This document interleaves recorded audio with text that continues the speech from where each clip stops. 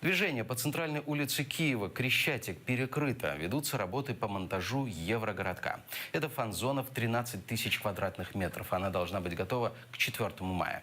Чем живет украинская столица накануне Евровидения 2017? Далее в сюжете.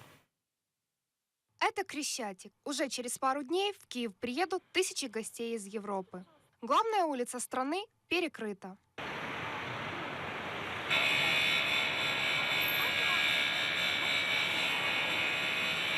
И вообще я не понимаю, кому это надо. Не проехать, не пройти. Пробки действительно просто достали. Но и что хочу сказать, видите, у нас, к сожалению, Евровидение, это как в армии.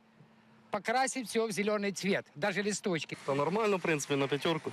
Все добре. А вот это вот перекроют ради чего? Мне бы хотелось, чтобы пробок было поменьше. На левом берегу продолжается ремонт дорог. Мне некогда, мы работаем без выходных уже месяц.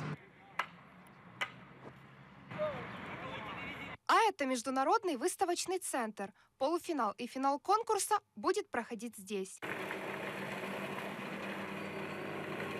Можно потерпеть.